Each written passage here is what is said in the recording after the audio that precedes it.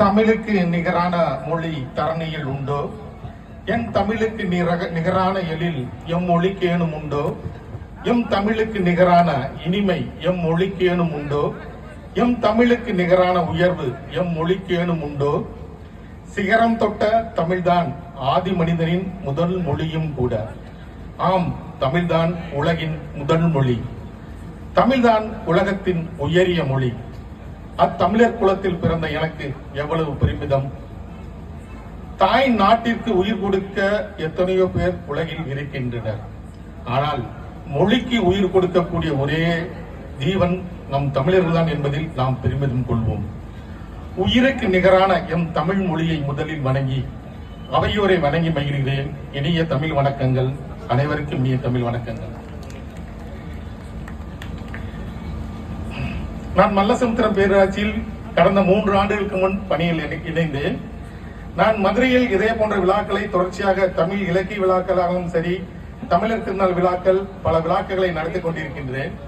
ஆனால் அதற்கெல்லாம் ஒரு சிகரம் வைத்தாற்போல் நம்முடைய மல்லசமுத்திரம் பேரூராட்சியில் கடந்த 15 நாட்களாக தொடர்ச்சியாக விழா நடந்துபட்டுக் கொண்டிருக்கிறது. ஒரு விழாவை 1 நாள், 2 நாள், 3 நாட்களில் நடத்தி முடிப்பதே மிக சிரமமான ஒரு காரியம். 15 நாட்களும் நான் கோயிலுக்கு வந்து கொண்டிருக்கின்றேன். ஒரு நாளில் கூட ஒரு சிறு சலசலப்பு இந்த விழாவில் கண்டறியவில்லை. அதனால் இந்த ஊர் எவ்வளவு ஒற்றுமையா இருக்கிறது என்பது இந்த விழாவின் மூலம் கண்டறியலாம்.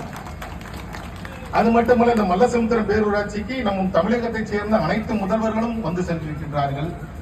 இந்த ஊருக்கு வராத சிறப்பு விருந்தினர்கள், உயர விருந்தினர்களே கிடையாது. அவ்வளவு சிறப்பு மிக்க இந்த ஊரில் நான் பணியாற்றுவதில் மிக்க பெருமை உடையவனாக இருக்கின்றேன். இப்பொழுது அதே போன்ற மாரியம்மன் பல மாரியம்மனை நான் பார்த்திருக்கின்றேன். நம்முடைய மாரியம்மனுக்கு சக்தி பல பலசாலிக்கு நிகரான ஒரு சக்தி நம்முடைய மாரியம்மனுக்கு இருக்கிறது. முதலாக ஒரு 15 தினங்களுக்கு முன்னர் தான் நான் கோயிலை வந்து வணங்கினேன். அவ்வளவு பெரிய சக்தி அதனுடைய கண்களை நான் கண்டேன். இந்த ஊருக்கு எனக்கு நீங்க இந்த கம்பம் கட்டிங்களா, அந்த கம்பம் கட்டின நாள்ல இருந்து நான் ஊருக்கே போகல. 15 நாள் இந்த ஊரை நான் சுத்திட்டு வந்துட்டு இருக்கேன். வார நான் ஊருக்கு போவேன். அந்த ஊருக்கு போறோட தள்ளி வச்சு இந்த விழாவை காண்பதற்காக நான் செல்லவில்லை.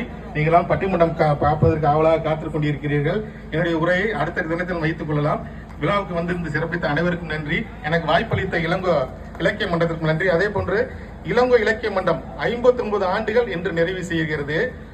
எப்படி ராஜராஜன் சோழன் கட்டிய நம்முடைய தஞ்சை பெரிய கோயில் 1000 ஆண்டுகளையும் தாண்டி சிறப்புக்குரியதாக இருக்கிறதோ, அதே போன்று இன்னும் 1000 ஆண்டுகளை தாண்டியும் இந்த இளங்கோ இலக்கிய மன்றம் சிறப்பாக செயல்படும்.